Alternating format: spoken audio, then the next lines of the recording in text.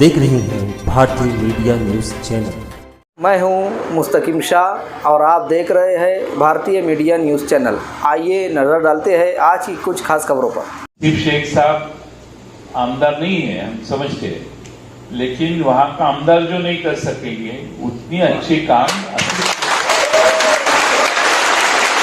और शहर को ये विश्वास निर्माण कराने की कोशिश हम करेंगे कि आसिफ शेख साहब ही अगला आमदार होना चाहिए। और इसीलिए हमारे शहर के सुधारना करने के लिए, वहां की व्यवस्था सुधारने के लिए भी आसिफ शेख साहब ने अजीत दादा पवार साहब को कर दिया है। उन्होंने भी कुछ निधि मंजूर करने की शुरुआत की है। याद होगा कि आसिफ शेख साहब ने कुछ सालों के पहले पदयात्रा करके मुंबई आए थे और मुस्लिम समाज को आरक्षण की बात उन्होंने महाराष्ट्र में सामने रखी थी, जबकि हमारी सरकार ने 2014 के पहले उसका निर्णय भी किया था। फिर पिछले 5 साल में थोड़ी गतिरोध निर्माण हुआ। अभी अपनी सरकार आई है, हम ये बात भी हमारे महाराष्ट्र के मुख्यमंत्री साहब जी के सामने रखेंगे और इसको भी सामना देंगे, क्योंकि आसिफ शेख साहब ने इसकी शुरुआत की थी पदयात्रा के माध्यम से।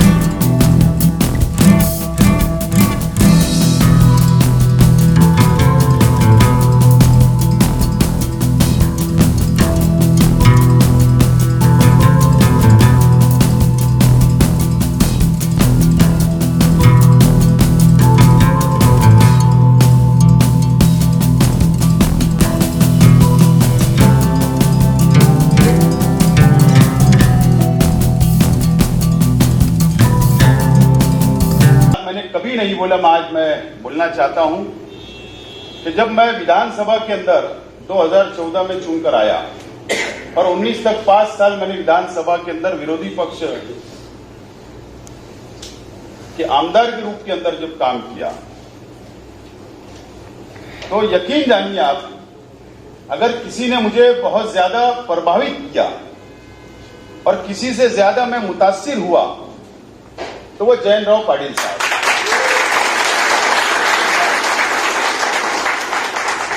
और अजीत दादा पवार साहब है। मैंने सभागृह के अंदर,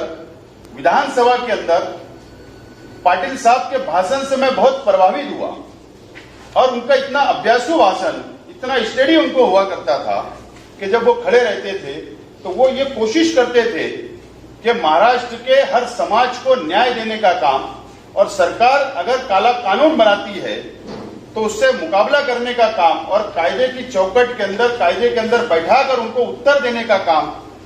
जयंतराव पाटिल साहब किया करते थे। मैं उनसे बहुत प्रभावित। कभी कभी ऐसा लगता था कि हमारे कांग्रेस पक्ष के जो हमारे नेतागण थे वो जवाब नहीं दे पाते थे विधानसभा के अंदर। हमने खुद देखा, मैं कुछ आज इनके मुंह पे तारीफ कर रहा हूं ऐसा नहीं है,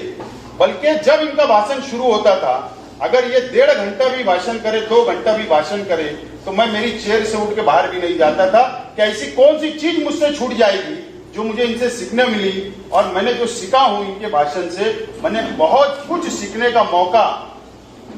बिल के ऊपर कैसा बोलना, चर्चा के ऊपर कैसे भाग लेना, मैं सब कुछ सीखने का काम मैंने इनके भाषण से किया, जयंत पाटिल साहब के भाषण से किया, अजीत दादा के भाषण से सीखा हूं और यकीन जानो बहुत सीखने को मिला। और प्रभावित होकर मैंने जब इस महाराष्ट्र के अंदर देखा कि भारतीय जनता पार्टी से कौन सा पक्ष मुकाबला कर सकता है, कौन सा नेता मुकाबला कर सकता है, तो आदरणीय शरद पवार साहब को आप अगर देखेंगे तो इस राज्य में, इस देश के अंदर कोई भी ये नहीं बोलता था कि जब 2019 का रिजल्ट आया सब यही बोलते थे कि भारतीय जनता पार्टी का मुख्यमंत्री बनेगा, उनकी सरकार बनेगी। किसी ने नहीं सोचा। और उसके बाद जो मुस्लिम समाज ने विधानसभा के पहले जो आंदोलन शुरू किया था इस देश के अंदर, इस राज्य के अंदर, जो एनआरसी CAA लगाने का जो काला कानून इस भारतीय जनता पार्टी ने जो लागू किया इस देश के अंदर, अगर ये भारतीय जनता पार्टी की सरकार इस महाराष्ट्र के अंदर होती तो जरूर वो कायदा यहां लागू हो जाता। लेकिन हमको मुबारकबाद देना है, हमको शरद पवार साहब को सलाम करना है कि उन्होंने 3 पक्षों को एकत्र करके शिवसेना, राष्ट्रवादी कांग्रेस और कांग्रेस को एक करके सरकार बना दिए। और आज अगर इस महाराष्ट्र का अल्पसंख्यक समाज अगर सेफ है तो सिर्फ शरद पवार साहब की वजह से सेफ है, जो काले कानून इस महाराष्ट्र के अंदर लागू नहीं हो रहे, जो भारतीय जनता पार्टी जो केंद्र से ला रही है। तो इसके लिए अब हम लोगों की जिम्मेदारी है, अगर कोई नेता, कोई पक्ष हमारे पीछे अगर मजबूती के साथ खड़ा है, अगर भारतीय जनता पार्टी को दूर रखने का काम अगर कोई नेता कर सकता है तो हमारे नेता आदरणीय शरद पवार साहब है। हम लोगों को 2 लोगों को रोकना है, आने वाले